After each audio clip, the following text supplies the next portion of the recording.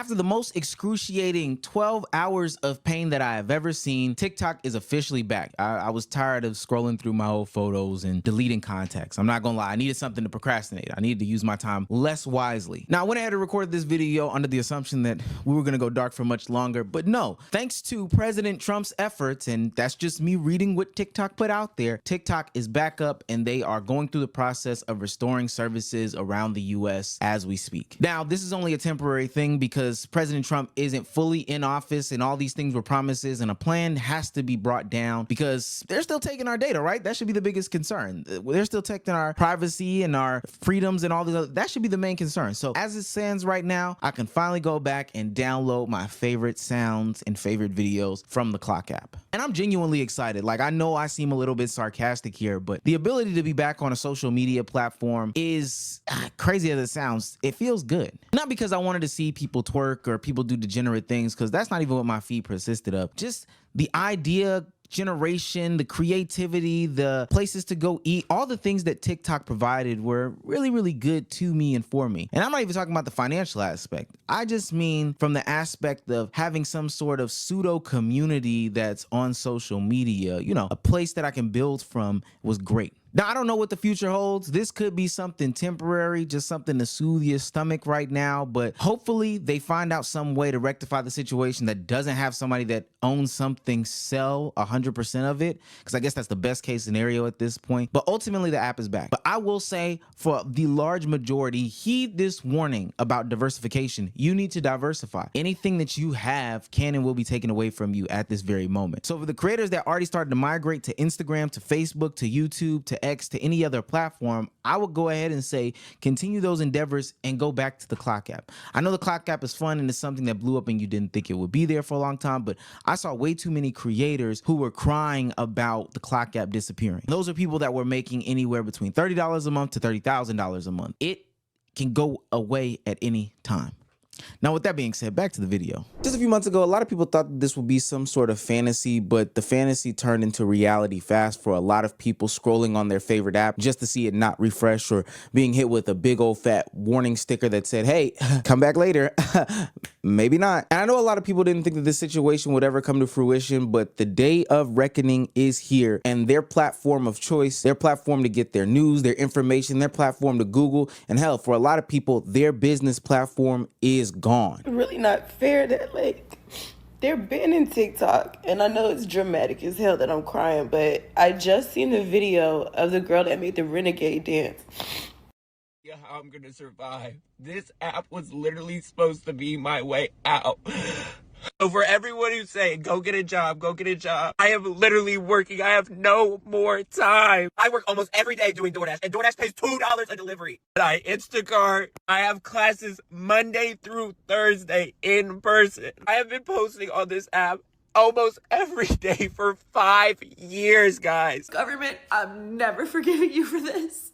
And I'm never gonna trust you ever again, because you just, like that, took away millions of people's income and livelihood. Now, obviously, there are people that sit on the same aisle as some of these creators that we just saw, and maybe not to the extremes that they are, but there are also people who sit on the opposite side that say they're good that TikTok is gone. It was a degenerate platform. People were tired of it anyway. But no matter what you believe, TikTok has undeniable facts surrounding it. It being down for a month is going to affect small businesses, whether it be the creators, the people that sell, I don't know, fans for the phones or whatever little knickknacks they have. Being down for a month is going to cause businesses an estimated $1.3 billion a month. And that's just small businesses. That doesn't take into account the big businesses or the creators that are also affected in it. Damn the privacy conversation, because we'll get into that in a second. But it's amazing to see that America would take away people's livelihood because they couldn't get it sold or whatever the case may be. And even if you thought it was a degenerate platform, how is that much more different than every other platform on social media? Like, it doesn't take a super brain to realize that being on social media has its downsides, but it also has its upsides. And that's something that people fail to mention when they have these conversations. Twitter is literally like race baity or full out racist brain rot relationship. It's a bunch of nonsensical mess on there. Instagram, I don't know what it's done since its baddie era, but let's not act like Instagram isn't responsible for the modern day body dysmorphia that a lot of people have in this society. YouTube, hey brother. over here, I can't speak to it. I can't speak to it. It's a great app. But let's not act like all these platforms don't have their faults. And one of the shared faults that they all have seems to be the data privacy agreement. But I guess the difference is one is owned by an American company, so it's okay if they practice capitalism in selling their data. But when a Chinese company owns the data and possibly or possibly not doesn't do anything with it, that's when a problem arises. I'm an attorney and I just got done listening to the Supreme Court hear the TikTok ban issue. I think the attorney arguing against the TikTok ban made some great points. He pointed out that if the US government is so concerned about Americans' privacy and the access to our data, then why is the government not also trying to ban apps like Shein and Temu, which collect essentially the same kind of data that TikTok collects? He used this to point out that the real issue here is the government trying to control free speech. Even Justice Sotomayor stated that she is concerned that this TikTok ban is trying to control speech, which is a huge problem for Americans. Another point the attorney made in arguing against the TikTok ban is that there have been government officials make statements like, oh, TikTok is a threat to democracy, it's gonna sway Americans' opinions, which again points out that the government, the US government, is trying to control speech. I believe that data mining and data farming is a big deal in this country, but the point is that everybody's doing it. And if the US government really wanted to protect us, they would do a bunch of different actions, not just targeting one specific app. But here we are in the big 2025, and largely there are not a lot of laws and protections in place for people on the internet or in society to have their data protected by the US government. Hell, there's not a lot of laws and regulations around internet that protect the consumers anyway. But as we were made to believe, it was all about protecting the data. It was all about protecting Americans. Even as they went on camera, and I'm speaking about Congress at this point, and made a fool of themselves in an attempt to, I don't know, make the CEO of TikTok expose the deep, dark secrets behind the Clock app, the one that made the Renegade dance famous and all these other dances famous. They sat there and asked him silly question after silly question in an attempt for him to say, yeah, we're getting your data and we're selling it to the Communist Party in China, so hey, have at it. But ultimately what I left from those conversations was, oh, they think we're stupid. Of what nation are you a citizen? Singapore. Are you a citizen of any other nation? No, Senator. Have you ever applied for Chinese citizenship? Senator, I served my nation in asking- Singapore. No, I did not. Do you have a Singaporean passport? Yes, and I served my military for two and a you half years in Do Singapore. you have any other passports from any other nations? No, Senator. So after they got done sitting in our faces there, and Biden and Trump went back and forth in the media talking about who should and why it should be banned, why it shouldn't be banned, who's going to save it. Ultimately, Biden left it in the hands of Donald Trump to come into office and make a decision from there. And there's been some offers from the likes of Mr. Beast and Kai Cenat and Kevin O'Leary, Mr. Wonderful, the dude from Shark Tank, to save the app. And they're placing a lot of the blame on TikTok, saying that TikTok is the one that's holding up things. TikTok is the one that's not allowing people to have their app or whatever the case may be. And every single second that TikTok is down, it's detrimental, which is true. But trying to paint this narrative that it's TikTok as the evildoer as opposed to the United States government, it's been an ongoing theme. But all that led to the hour and day in which TikTok just did not exist anymore. A lot of people were scrolling on their platform, frantically trying to save their data. But ultimately, they did not wait until 12 midnight, which a lot of people thought they would. They got it popping at like 9 o'clock Eastern Standard Time, which I thought was outrageous, because right before that, we got like 9 o'clock Eastern Standard Time, which I thought was outrageous, because right before that, we got an announcement that, hey,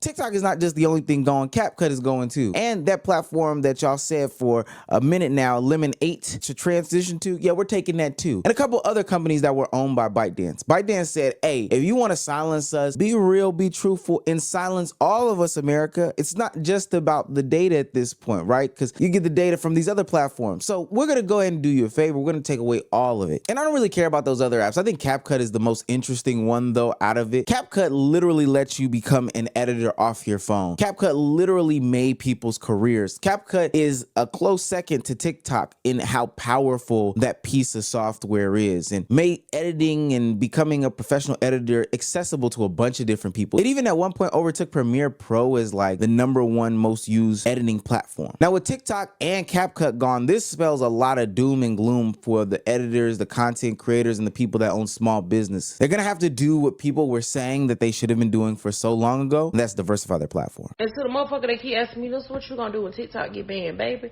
I'd have been banned on this motherfucker several times. for the shit that comes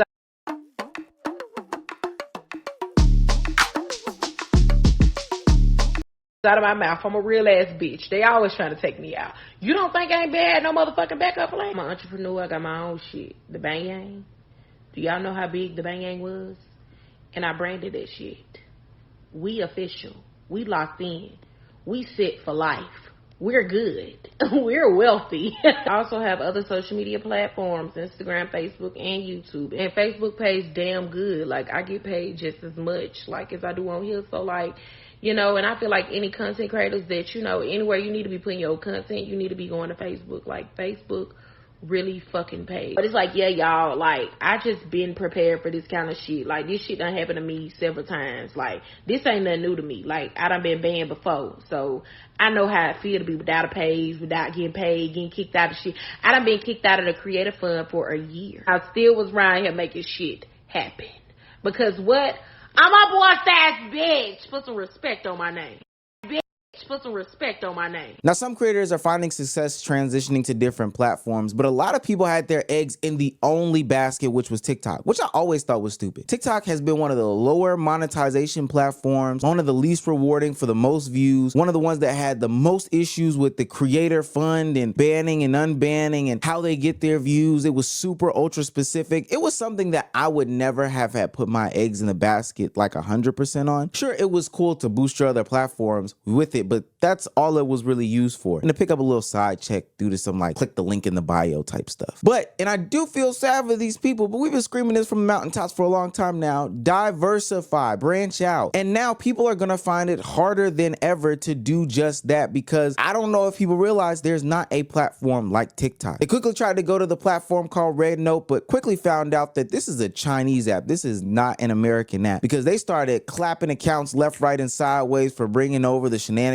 and the tomfoolery. Even the LGBTQ community got Thanos snapped right off of that platform. And I know these people aren't gonna just transition over to Instagram or YouTube or Facebook so seamlessly, because if they could, they would have done it already. And they don't realize that the barrier of entry for those platforms is so much higher. There's a quality standard as opposed to a quantity standard on those platforms. You have to have some sort of editing ability, thumbnail making ability, title making ability for these things to get pushed into the algorithm. You have to do research, for real. It's not just as a lot of content creators on the TikTok platform say, oh, just prop your phone up and start yapping. That can work for some people, but that's not the standard on YouTube. It seemed to be the standard on TikTok. That's why I think Kevin O'Leary was so weary about TikTok not being up, because every day that TikTok is down, more and more people are going to try to flood to other platforms, which then devalues the user base that TikTok has. Ultimately, that's how social media life in this world works. While we have a moment to pause and say this is detrimental, etc., etc., the world keeps moving. Content continues to be created. There are tweets that keep tweeting, YouTube videos that keep getting uploaded, and people just move on. I don't know too many apps that have been down for a long time and then came back and everything was okay. Hell, I can't think of one right now off the top of my head. I even know when Napster went down because they got caught up in the whole DMCA stuff. They came back and it just was never the same. And because it won't be the same once we go back to TikTok, cross our fingers, or transition over to any new platform, this is going to spell the doom for a lot of creators in the future. If TikTok does get banned and anybody in here is trying to be like a streamer or a YouTuber, you could kiss them dreams goodbye. I'm not gonna lie, it's over for y'all. Other platforms don't have the power of TikTok, and I think that that's becoming fairly clear in 2025. The ability to boom and grow just isn't there, and if we think about all the lanes and the fields that TikTok has influenced or made pop off, I think it's very, very evident that TikTok is very beneficial for a lot of people and is a direct pipeline from being nobody to somebody and from somebody to being uber famous in the matter of days. We're talking about Doja Cat, we're talking about Yee, we're talking about Charlie D'Amelio, we're talking about Queso. We're talking about some of the biggest artists, some of the biggest creators, some of the biggest actors in today's time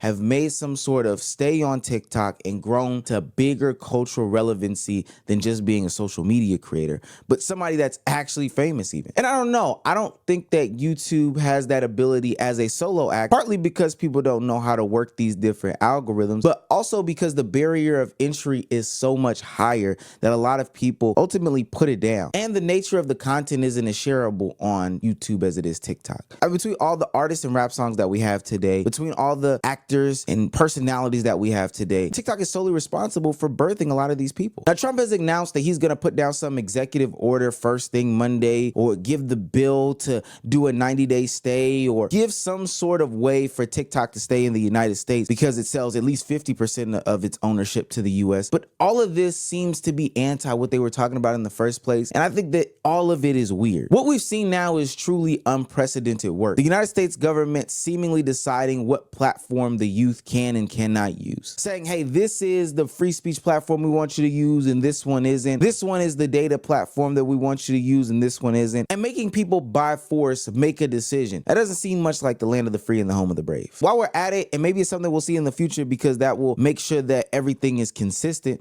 is that the US has some sort of say in Facebook. The US has some sort of say in X. The US has some sort of say in all these social media platforms. And I always got to give a message to the creators. Guys, I don't think that TikTok will stay down forever. Ultimately, I think a new social media platform will rear its ugly head. But this is the fear that everybody had before they told their parents that they wanted to be a full-time creator, is that one day these apps can be gone from you. Yeah, I know a lot of people got to keep this news away from their parents because they're going to get the I told you so's of a lifetime. So with that being said, whether you go to another platform or you don't, any aspiring creators, anybody out there that's looking to make a business on the internet, know that what's here today can be gone tomorrow. And hell, that exists everywhere. So make sure that you do your best to secure yourself any and everywhere possible, and don't end up like a lot of these people who had all their eggs in one basket, so caught up in posting 3 times a day on a platform that paid you half of a hay penny for every single 100,000s of views. And that's if you even got the money on time. Hell, a platform that wasn't really about community building in a way that meant you could sell tickets, because I remember Bryce Hall couldn't even do that. Let me not slander TikTok. TikTok is a great app. But just make sure that you diversify where you are going and don't exist on a platform that ultimately America can just snipe down in an instant.